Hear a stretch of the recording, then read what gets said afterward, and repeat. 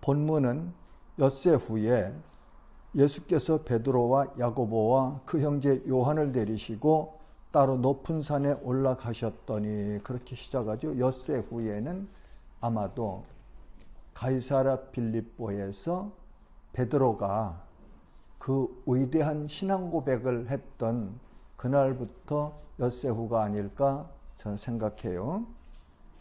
여기서 보면은 야고보, 요한의 형제죠. 야고보, 순교자, 사도 중에서는 제 1차 순교자가 됐죠. 사도행전에 보면은 두 사람의 순교자가 나와요. 그렇죠? 그런데 먼저는 스데반 집사가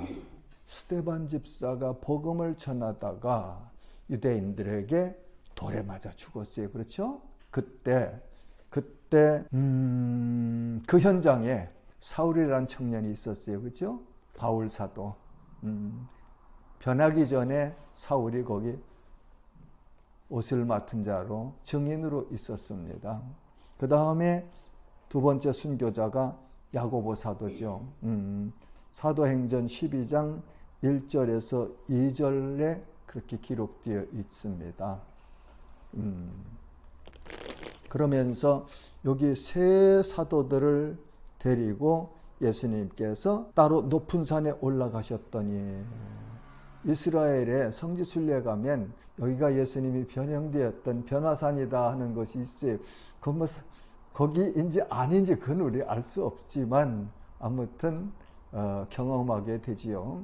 그래서 이스라엘과 애굽, 터키 이쪽에 이렇게 순례를 한번 하면은 성경에 나오는 지명들을 우리가 가서 실제 거기서 숨을 쉴 수 있고 그 땅을 밟아볼 수 있고, 그러면서 성경에 있었던 역사들을 경험해 본다고 할까요? 리뷰한다고 할까요? 이제 그럴 수 있는 기회가 있지요. 그들 앞에서 변형되사, 예수님께서 세 제자 앞에서 변형됐네요. 변형. 모양이 변한 거. 그렇죠? 그 얼굴이 해같이 빛나며 옷이 빛과 같이 휘어졌더라. 얼굴이 해같이 빛나며 그 옷이 빛과 같이 휘어졌더라. 요한계시록 후반부에 가면은요, 하나님 나라에는 하나님과 어린 양의 얼굴의 광채가 그 천국을 빛으로 광명하게 그렇게 비춰주신다고 하거든요. 그리고 사도행전 9장에 사울이 다메섹으로 가는 중간에 하늘로부터 빛이 그를 둘러 비추는지라, 예수님이 사울에게 찾아오셨을 때 그때 하늘로부터 빛이 그를 둘러 비추는지라 했고, 바울이 사도행전에 보면 두 번 그 다메섹 도상에서 경험했던 간증을 두 번 해서 사도행전에 기록된 내용이 있거든요. 그런데 22장 6절에 보면 큰 빛이라고 그렇게 기록되어 있어요. 그 다음에 26장 13절에 보면 해보다 더 밝은 빛이. 예수님께서 바울을 찾아오셨을 때 바울에게 비춰주셨던 그 빛이 큰 빛이다. 해보다 더 밝은 빛이다. 그렇게 바울은 간증을 하고 있습니다. 그런데 예수님의 얼굴이 그렇게 해같이 빛난다고 하죠. 옷이 빛과 같이 휘어졌더라. 이 현상을 보았을 그 당시에 제자들이 어땠을까요? 그 놀람, 그 경외스러움, 두려움,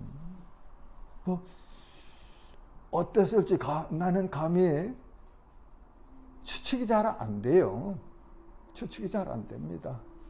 주님을 만나면 이런 역사가 있죠. 그죠? 왜? 이전에는 내가 어둠 속에서 붙잡혀서 사망의 권세에 붙들려서 살았어요. 그러다가 어느 날 복음을 듣고 예수님을 영접할 수 있는 복을 받은 그 순간부터 마음속에 비추신 하나님의 영이 내 안에 들어와 거하시니까 이 찬란한 빛을 누리면서 살고 있거든요. 그래서 나는 예수 믿고 깨달은 것이 내 어둠 속에 사망의 권세에 붙들려서 그렇게 살았던 지나간 시간들이 너무 억울했어요. 너무 억울했어요. 이렇게 영광스러운 삶이 있는데, 이렇게 복된 인생을 살 수 있는 세상이 있는데, 나는 그걸 모르고 이제까지 그 사망의 어둠 속에서 고통하며 살아왔구나 하는 생각을 하니까 너무 억울하더라고요. 너무 억울하더라고요. 그러면서 그 빛 안에서 기뻐하면서 감사하면서 살아가고 있지 않습니까? 이 빛, 예수님의 얼굴이 해같이 빛나고 옷이 빛과 같이 휘어졌던 그 영광스러운 변형이 우리 마음속에서 거하시고 역사하셔서 우리 인생이 변화되는 거예요. 그게 성도의 모습입니다. 그게 교회의 모습이에요. 자, 3절에 보니까 그때에 모세와 엘리야가 예수와 더불어 말하는 것이 그들에게 보이거늘. 모세와 엘리야, 구약의 선지자죠. 모세는 하나님으로부터 율법을 계명을 받았고, 그렇죠? 10계명을. 엘리야는 구약 선지자 중에서 참 놀라운 그런 역사를 한 선지자예요. 그래서 다른 선지자들은 대개는 그 근본을, 선지자의 근본을 밝혀주는데 이 엘리야는 그게 없죠. 디셉 사람 엘리야에게 여호와의 말씀이 임하시니라. 그러니까 어디서부터 왔고 누구의 아들이고 이런 것이 밝혀지질 않았어요. 그리고 다른 선지자들은 다 죽었지만 엘리야는 죽지 않고 회오리 바람을 타고 하늘로 들려 올라갔잖아요. 그러니까 선지자 중에서도 엘리야를 연구해보면 미스터리가 많아요. 그런 그 두 대표적인 구약 선지자가 그 변형되신 예수님과 함께 이야기하시죠. 그래서 여기서 무슨 내용을 이야기하셨을까? 여러 학자들이 말하는데 별세하실 것을, 예수님께서 십자가에 죽으실 것과 부활하실 것을 이야기하지 않았는가 하는 그런 학자들이 있어요. 그 다음에는 4절 보면 베드로가 예수께 여쭈어 이르되 주여 우리가 여기 있는 것이 좋사오니 만일 주께서 원하시면 내가 여기서 초막 셋을 짓되 하나는 주님을 위하여 하나는 모세를 위하여 하나는 엘리야를 위하여 하리이다. 베드로가 참 순진한 사람이에요. 보면은. 그런데 아직 성령이 임하시지 않았기 때문에 영적인 사람은 아직 안 됐죠? 아직 안 됐어요. 그러면서 육신적인, 현세적인 그런 삶을 살고 제안하잖아요. 주님, 우리 여기 있는 게 좋사오니 천막 세 개 져서 하나는 모세, 하나는 엘리야, 하나는 주님 위해서 이렇게 있고 우리 여기 있게 해주세요. 성도는 이 땅에서 아름다운 순례자의 여정을 가고 있는 거예요. 그러니까 한순간 한순간 행복하게 주님과 함께 가정에서 부부가 가족들과 교회 공동체에서 성도들과 그렇게 살아야 됩니다. 그러나 거기에다가 못을 박아놓고 나는 이거 없으면 못 살아 하면은 조금 미안해요. 그건 아니에요. 우린 지나가는 사람들이에요. 나그네들이에요. 어디를 향해서? 영원하신 하나님 나라. 하나님과 어린 양의 그 얼굴 광채가 햇빛보다도 더 밝은 그 나라에서 우린 영원히 살 사람들이거든요. 그러니까 그 주님 앞에 섰을 때 내가 어떤 대접을 받을까? 그거를 늘 관심을 가지고 이 땅에서 살아야 됩니다. 세상은 우리를 자꾸 얽어매요. 그런 비전을 보지 못하게 하고 자꾸만 뭘 가리워서 보지 못하게 하고 열심히 가려고 하면 다리도 묶어놓고 뭣도 묶어놓고 하면서 낙심하게 만들고 거기에 그냥 마음 뺏기게 하고 그런 것이 세상입니다. 그러나 성도는 내 파이널 데스티네이션을 분명하게 알아야 돼요. 나는 어디로 가고 있는 사람인가? 나는 이 땅에서 왜 살면서 왜 거기로 가야 되는가? 늘 생각하면서 살면은 현실에서 어떻게 살아야 된다는 답을, 바른 답을 얻을 수 있어요. 바른 답을. 세상 학문만 가지고는 베드로처럼 이렇게 유한한 데다가 창념할 수밖에는 없습니다. 그러나 베드로가 이후에 사도행전에 보면 성령이 강림하신 이후에는 그는 변했어요. 영원한 것을 전하죠. 그러니까 공회 사람들이 뭐라고, 저 사람 갈릴리에서 어부 생활해서 학문이 없는 줄 알았는데 어떻게 저 말씀을 하시느냐. 그런데 베드로가 설교하는데 보면 구약 선지자들의 예언을 다 인용해서 예수 그리스도가 곧 그리스도다 한 것을 증거하거든요. 그러니까 성경 배워야 돼요. 성경 배워야 돼요. 계속해서 배워야 돼요. 자, 그 다음에는 5절 말할 때 호련히 빛난 구름이 그들을 덮으며 구름 속에서 소리가 나서 이르시되 이는 내 사랑하는 아들이요 내 기뻐하는 자니 너희는 그의 말을 들으라 하시는지라. 구름 속에서 소리가 나서 이르시되 이는 내 사랑하는 아들이요. 아버지가 하시는 말씀 아니겠어요? 이는 내 사랑하는 아들이요. 그렇죠? 그러니까 예수님이 하나님을 아버지라고 하셨어요. 그렇죠?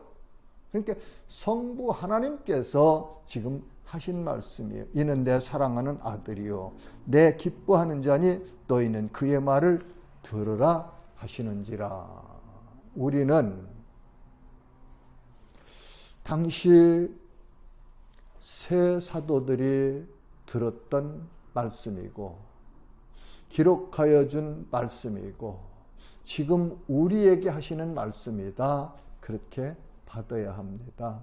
그리고 이는 내 사랑하는 아들이요 내 기뻐하는 자니, 이 말씀은 예수님께서 요단강에서 세례 요한에게 세례를 받고 나오실 때 하늘에서 비둘기가, 성령이 비둘기같이 내리셔서 임하시며 하늘부터 큰 음성이 이렇게 말씀하셨어요. 그렇죠?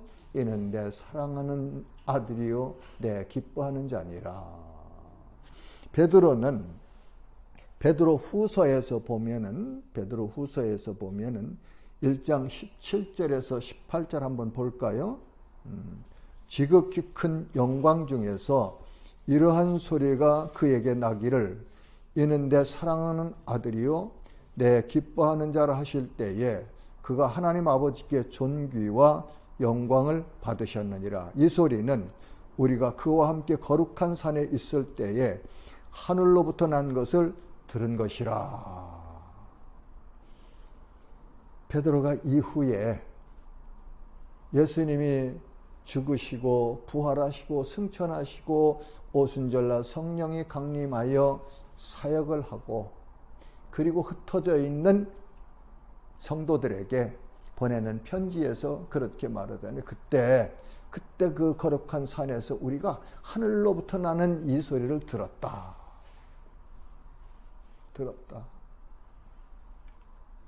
6절은 제자들이 듣고 엎드려 심히 두려워하니 예수께서 나와 그들에게 손을 대시며 이르시되 일어나라 두려워하지 말라 하시니 8절은 제자들이 눈을 들고 보매 오직 예수 외에는 아무도 보이지 아니하더라. 변화산에서 예수님께서 변화되시고 모세와 엘리야와 말씀하신 후에 다시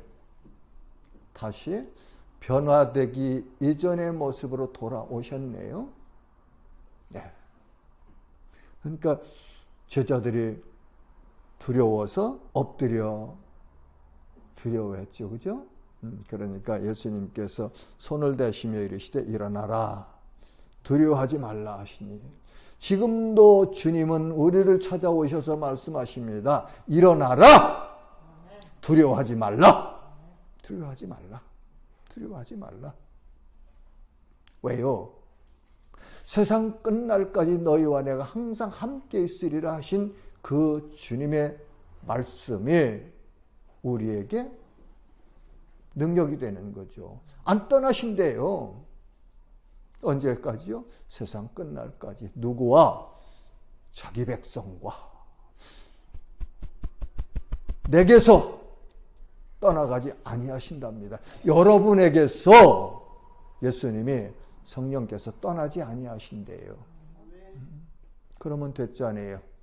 우리 엄청난 개런티를 보증을 가지고 사는 사람들이에요. 보증을. 이 사실을 깨달아서 내 거로 누리면 그게 복 아니겠습니까? 네. 세상 종교는 형식입니다. 그러나 기독교는 생명이에요. 생명. 본질이 생명이에요. 그러니까 형식 중요해요. 형식은 포맷은 뭐예요? 내용을 담는 그릇입니다. 그릇. 근데 그릇을 이걸 붙들고 여기에다 전부라고 우기는 사람들 보면 답답하죠?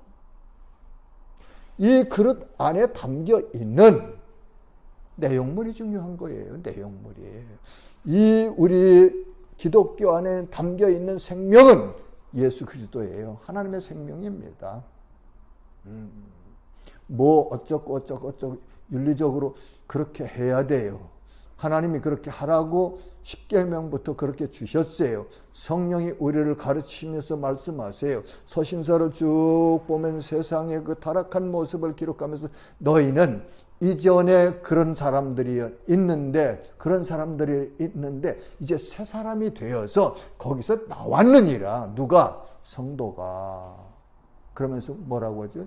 야, 술 취하지 말라. 그리고 성령 충만을 받으라. 그러잖아요. 성령 충만을 받으라. 성령 충만 받으면 진리 안에서 자유하는 거예요. 진리 안에서. 자, 그 다음에 9절 보니까 그들이 산에서 내려올 때 예수께서 명하여 이르시되 인자가 죽은 자 가운데서 살아나기 전에는 본 것을 아무에게도 이르지 말라 하시니라. 누가복음을 인자복음이라고 하던가요? 인자가. 예수님이 인자가 죽은 자 가운데서 살아나기 전에는 본 것을 아무에게도 이르지 말라 하시니라. 성경의 핵심이 예수 그리스도의 대속 죽으심과 부활입니다. 요한복음에서 그러시잖아요. 너희가 성경에서 영생 얻는 줄 알고 이 성경을 상고하거니와 이 성경이 곧 내게 대하여 증언하는 것이니라. 예, 이 성경 전체를 하나로 한다면 구약은 창조주 하나님 믿어라. 신약은 예수 그리스도를 믿어라. 그렇게 믿어라 하는 내용으로 정리를 한다고 학자들이 말해요. 자, 10절부터 13절까지는 제자들이 물어 이르되 그러면 어찌하여 서기관들이 엘리야가 먼저 와야 하리라 하나이까? 예수께서 대답하여 이르시되 엘리야가 과연 먼저 와서 모든 일을 회복하리라. 내가 너희에게 말하는 엘리야가 이미 왔으되 사람들이 알지 못하고 임의로 대우하였도다. 인자도 이와 같이 그들에게 고난을 받으리라 하시니 그제서야 제자들이 예수께서 말씀하신 것이 세례 요한인 줄을 깨달으니라. 나는 이 말씀을 이렇게 읽으면서 스승과 제자들이 이렇게 삶의 현장에서 제자들이 있는 그 깨닫지 못하는 걸 질문하면 스승은 자기가 또 깨달은 거를 이렇게 나누고, 이 모습이 참 제자 훈련의 모습 아닌가 그런 생각을 하게 됩니다. 예수님께서 물론 수많은 사람들 앞에, 대중 앞에서도 설교도 하고 하셨어요. 산상수훈 같은 데 보면은 성전에서도 가르칠 때. 근데 제자들하고는 이렇게 여행하시며 전도 여행하시면서 살아가는 현장 가운데서 교훈을 하시거든요. 그래서 어느 책 타이틀이 그랬던 것 같아요. 삶으로 배운 것만 남는다. 한국의 유명한 침례교회 목사님 아들이 쓴 책 그 타이틀이었던 것 같아요. 그래서 삶 속에서 주고받는 것 참 좋아요. 그리고 이렇게 함께 제자와 스승이, 성도들이 함께 살아가면서 깊은 것을 나누는 것, 그거 참 좋은 것 같아요. 그래서 난 설교에서, 동영상에서 내 개인적인 이야기하는 거 다 잘라내는 거, 이게 좋은 건가? 설교에 그 설교학에서는 하나님의 말씀만 이렇게 하라고 그러는데, 적용이나 삶을 통해서 나타나는 간증, 이것 또한 성령께서 역사하심이고, 이런 일들을 통해서 하나님의 영광을 받으시는 거거든요. 그래서 때로는 나는 그냥 혼자 이렇게 해서 내 삶, 내 신앙 간증, 그것도 함께 들어간 이렇게 동영상 좀 만들어서 이렇게 보고 싶은 사람들 보고, 하나님께서 또 그들에게도 성령께서 은혜를 주시면 그 또한 하나님의 영광을 받으실 일 아닌가 생각을 해요. 근데 저 동영상 촬영할 때 기도합니다. 하나님, 환경도 주관하시고 제 생각, 마음, 호흡 모든 것 다 주관하셔서 이 어지럽히는 세력 막아주시고요. 하나님, 이 동영상을 통해서 말씀을 듣는 사람에게도 하나님의 성령의 역사하심으로 그들에게 은혜가 임하기를 소망합니다. 그걸 위해서 하는 거 아니에요? 이걸 이제 동영상을 촬영하고 편집하고 업로드하려면 엄청 시간 많이 들어가요. 에너지 많이 소비해요. 왜 하느냐? 누구 한 사람이라도 듣고 이 말씀 들을 때 하나님의 성령이 역사하셔서 은혜 받으면 나는 그거로 만족하고 그걸 위해서 하는 거거든요. 목회 다 거기 있어요. 거기다 걸어야 돼요. 교회가 그냥 이제 공동체들이 너무 이렇게 외적인 것에 치중하는데, 그것도 좋아요. 그러나 더 중요한 건 본질을 붙잡아야 되고 본질을 이루어 가야 되는 거거든요. 그 성도의 삶이고 목사의 목회 기본이고, 그리고 교회 공동체의 사명이다. 좀 그렇게 말하고 싶습니다. 자, 이제 14절부터는 예수님께서 귀신 들린 아이를 고쳐주시는 내용인데요. 14절, 그들이 무리에게 이르매 한 사람이 예수께 와서 꿇어 엎드려 이르되, 변화산에서 이렇게 내려오셔서 제자들과 함께, 사도들과 함께 무리들이 있는데 오셨네요. 마을에 도착하신 것 같죠? 그러니까 한 사람이 예수께 와서 꿇어 엎드려, 주여 내 아들을 불쌍히 여기소서. 예수님 앞에 와서 꿇어 엎드려서, 주님 내 아들을 불쌍히 여기십시오. 불쌍히 여기십시오. 나는 하나님 앞에도 그래요. 하나님, 나는 세상에서 붙잡을 것도 없는 사람이고 내놓을 것도 없는 사람이고 자랑할 것도 없는 그런 사람입니다. 하나님 나 불쌍히 여겨주십시오. 하나님 나 불쌍히 여겨주십시오. 하나님이 불쌍히 여기시면 하나님께서 긍휼의 마음을 품으시고 나를 돌봐주신다면 뭐가 부족하고 뭐가 어려운 게 있겠습니까?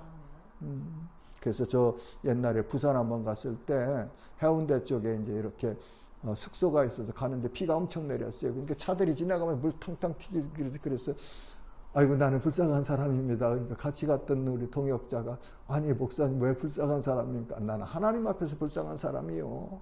하나님 앞에 불쌍한 사람이요. 하나님이 불쌍히 여기시면 우리에게 긍휼을 베풀어 주시잖아요. 세상 사람들한테는 내가 당당해요.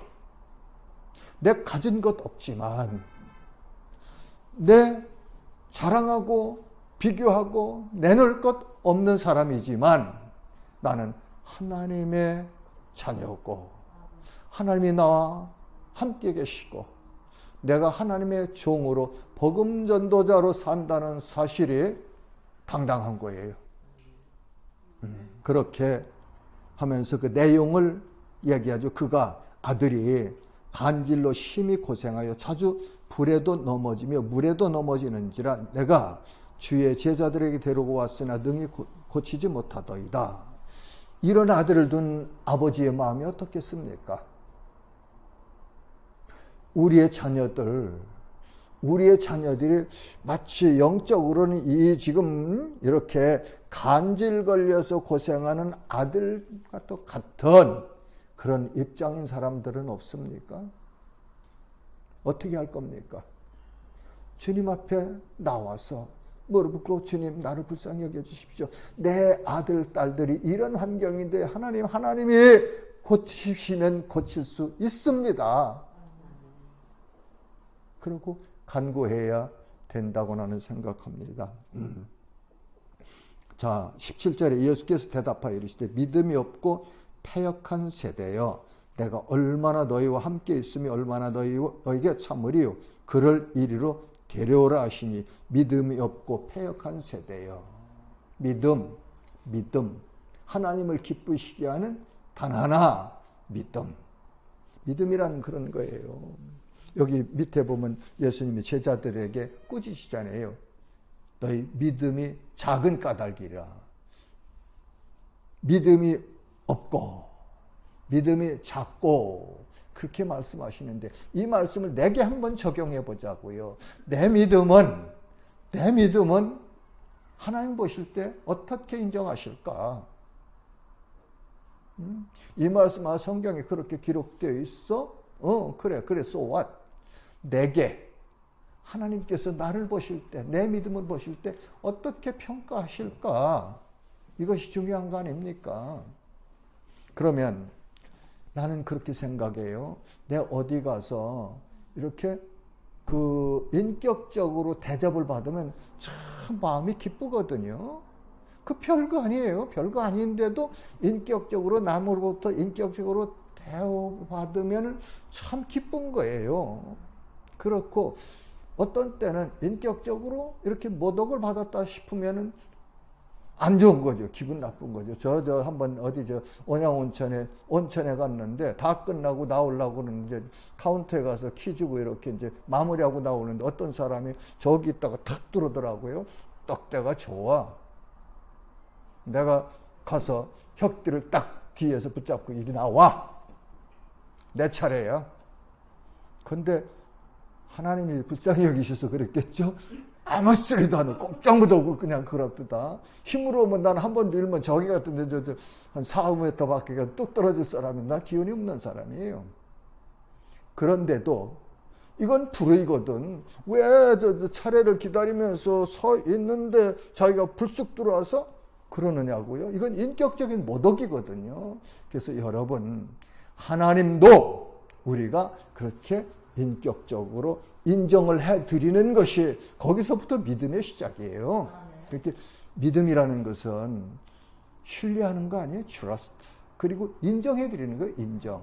그러면 의심 없는 그 베드로가 물에 빠졌을 때 예수님 왜 의심하느냐? 믿음이 작은 자야 그러셨잖아요. 의심하지 말아야 돼요. 의심하지 말아야 돼요. 성경 여러 곳에서 가르쳐 주시잖아요. 의심하는 자는 기도해도 응답 못 받는다. 의심 없이 어린아이들이 다희나 우리 승민이가 엄마를 무조건 다 믿는 거거든요. 조건이 없어요. 걔들은 그냥 다 믿는 거예요. 곁에만 있으면 좋은 거예요. 하나님의 성도도 하나님을 그렇게 인정하고 대접하고 믿어야 됩니다. 그럴 때 하나님께서 우리를 통해 역사하시는 거죠. 그러니까 뭐 세상 사람들이 보면 뭐 보는 것이 화려하고 뭐 해야 저 사람 능력이 있다고 하는데 아니에요. 아닙니다. 하나님의 능력에 역사하는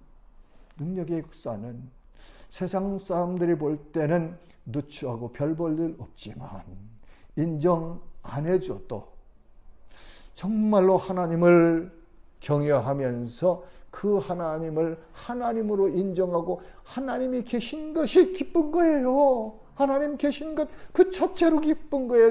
내게 뭘 해주셔서 기쁜 게 아니고 그것도 기쁘지만 그 하나님이 내 아버지로 계신 것이 그 사실이 기쁜 거예요. 저 단동에 있을 때 조금 육신적으로 연약해요.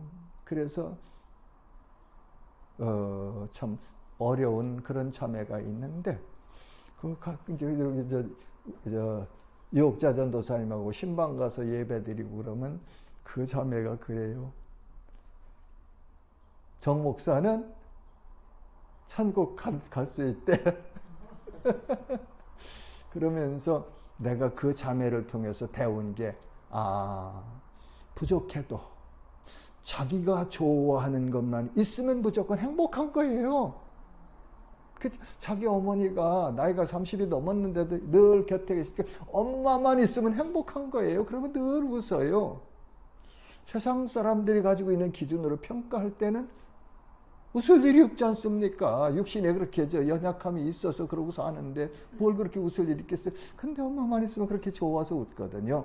그래서 성도는 하나님이 계신 그 사실 하나만 가지고도 날마다 순간마다 기뻐할 수 있는, 그래서 웃음이 늘 끊어지지 않는 삶 살아갈 때에 아름다운 성도의 삶을 산다.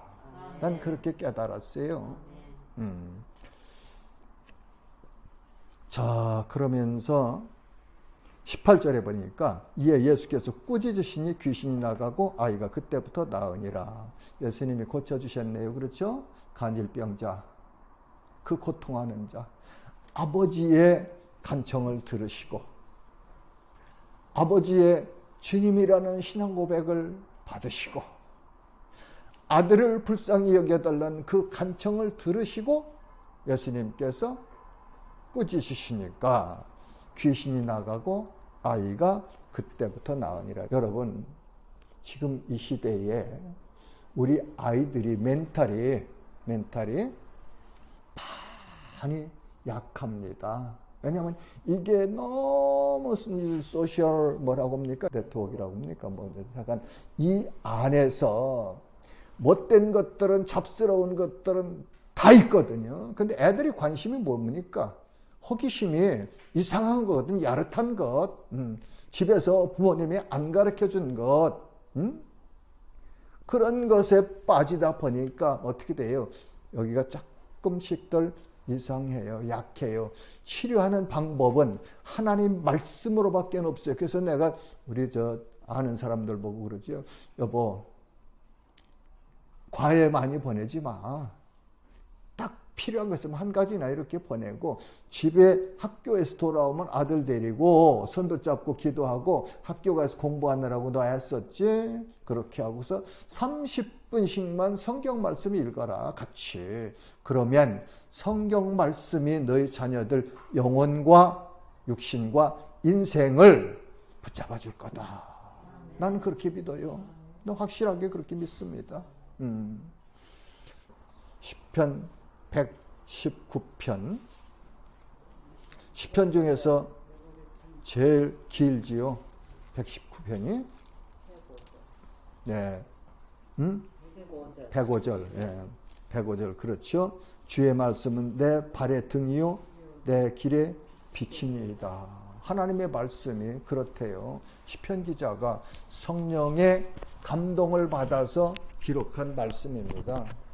자, 이렇게 예수님께서 고쳐주시니까 제자들이 조용히 예수께 나와 이르되 우리는 어찌하여 쫓아내지 못하였나이까. 제자들이 쫓아내보려고 열심히 안 해봤겠습니까? 해봤는데 못 쫓아냈거든요. 근데 예수님께서 꾸짖으시니까 귀신이 나갔다. 그랬죠. 그러니까 왜 우리는 못 고쳤습니까? 그러니까 예수님이 말씀하시기를 20절에 너희 믿음이 작은 까닭이니라. 진실로 너희에게 이르노니 만일 너희에게 믿음이 겨자씨 한 알만큼만 있어도 이 산을 명하여 여기서 저기로 옮겨지라 하면 옮겨질 것이요 또 너희가 못할 것이 없으리라. 믿음이 작은 까닭이래요. 겨자씨 한 알만을 이렇게 비유하시면 겨자씨는 씨앗은 생명이 있습니다. 그렇죠? 작건 크건 씨앗에는 생명이 있어요. 그러니까 생명이 있는 믿음, 그거를 나는 말씀하신다 그렇게 생각을 합니다. 생명이 없는 건 아무리 커봐도 썩고 말아요. 죽은 거기 때문에 생명이 있을 때 싹이 나고 역사를 이루어가지고. 그러니까 샤머니즘, 미신 섬기던 이 행위, 이것이 함께 들어와서 믹스업 됐다. 성경 말씀대로 바르게 이렇게 해석해서 교회가 가르치고 성도들이 그렇게 살아야 되는데 잘못된 부분이 그런 것이다. 나는 그렇게 정의를 합니다. 그건 내가 정의한 거니까 뭐 성경 말씀은 아니에요. 그렇게 하고. 자, 이제 22절에 보면 예수님께서 갈릴리에 모일 때 예수께서 제자들에게 이르시되 인자가 장차 사람들의 손에 넘겨져 죽임을 당하고 제3일에 살아나리라 하시니 제자들이 매우 근심하니라. 죽으심, 대속 죽으심과 부활, 이것이 성경의 핵심입니다. 예수님이 이 땅에 오신 일이 이유가 이 일을 하려고 오셨어요. 그러면 이 일을 통해서 우리에게 무엇을 주시려고 하나님의 아들이신 그 영광스러운 보좌를 버리시고 낮고 천한 이 땅에 오셔서 누추한 사람의 모습으로까지 오셔서 우리를 대신해서 죽으셨느냐 말이죠. 왜 죽으셨느냐 말이죠.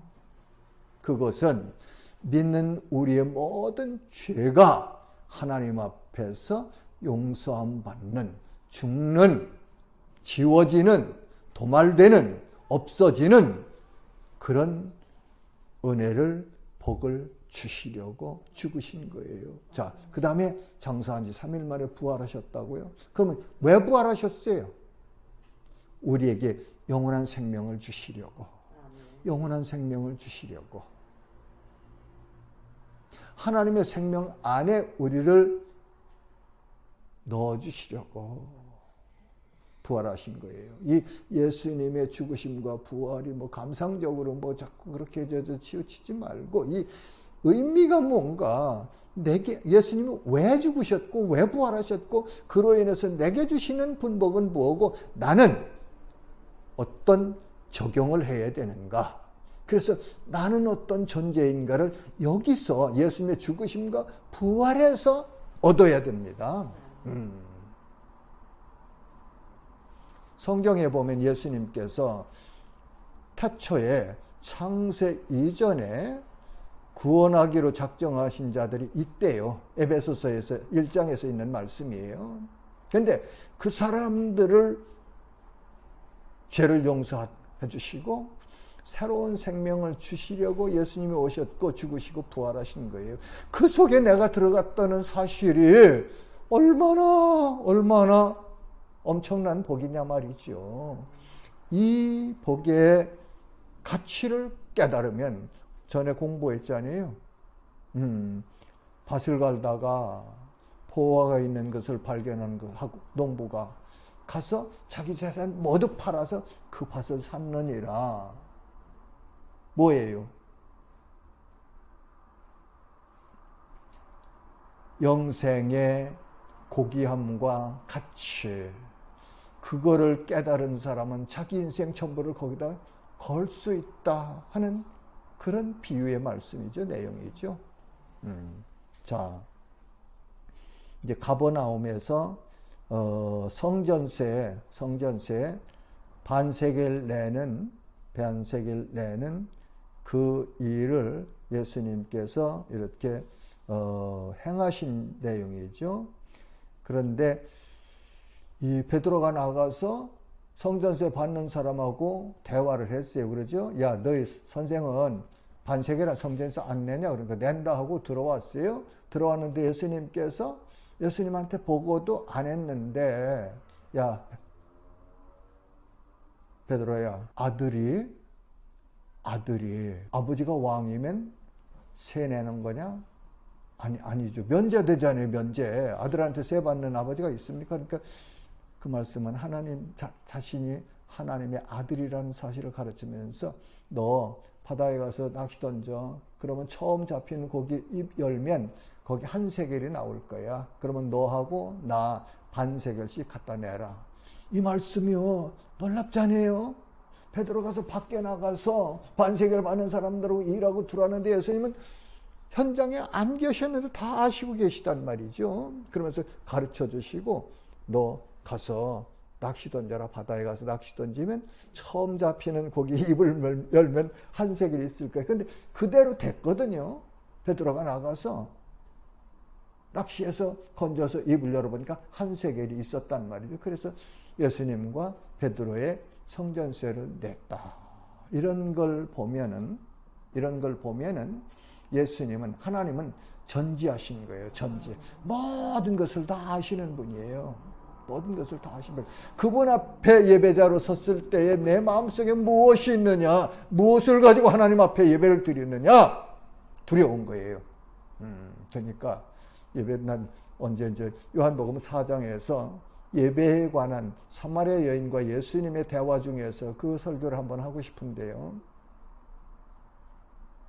언제 하게 되려는지 모르겠습니다. 근데 예배자 하나님은 모든 것을 아시고 모든 것을 그분의 뜻대로 이루실 수 있는 전지전능하신 하나님이세요. 예수님이 이 땅에 계실 때에도 그러셨다 그런 말이에요. 그래서 그분은 이 땅에 계실 때도 하나님의 아들이셨을 뿐만 아니라 하나님이셨다. 사람이셨고 하나님의 아들이셨고 하나님이셨다 하는 것을 말씀을 통해서 우리가 알아야 돼요.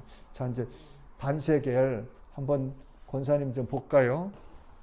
그렇죠. 반세겔. 한 세겔도 있죠. 예. 한 세겔 동전자 앞 뒤가 돼요. 앞면. 예. 앞면과 뒷면이었던 것 같아요. 그래서 이 성전세는 출애굽기 때부터 이스라엘 백성들에게 하나님께서 명하셔서 그런 성전세를 남자는 아마 20세 이상이었을 거예요. 20세 이상이 매년 그렇게 반세겔씩 바치게 돼 있더라고요. 그런데 예수님 때에도 그렇게 반세겔을 받았나 봐요. 성전세로. 로마한테 황제니까. 그런지 그때 당시에 통용되는 그런 그 화폐였으니까 그렇다고 봐야 되겠죠. 자, 기도하겠습니다. 하나님 아버지, 오늘도 또 사랑하는 지체들과 함께 하나님의 말씀을 나누게 해주신 것 감사드립니다. 하나님, 이 말씀이 성령의 감동으로 하나님께 주신 말씀을 기록하였다고 하셨으니 주님, 이 말씀을 우리는 하나님의 말씀으로 믿습니다. 이 말씀 가운데 역사하셨던 예수님과 그리고 전혀 다른 제자들의 접근을 보면서 오늘 우리의 삶에서 우리가 어떻게 살아가야 될지를 교훈으로 받습니다. 하나님, 생명 있는 날 동안 하나님 사랑하게 하시고 하나님을 온전히 그렇게 믿고 인정해드리며 따라가고 섬기는 저희들 되게 하여 주옵소서. 예수님의 이름으로 감사하며 기도하옵나이다.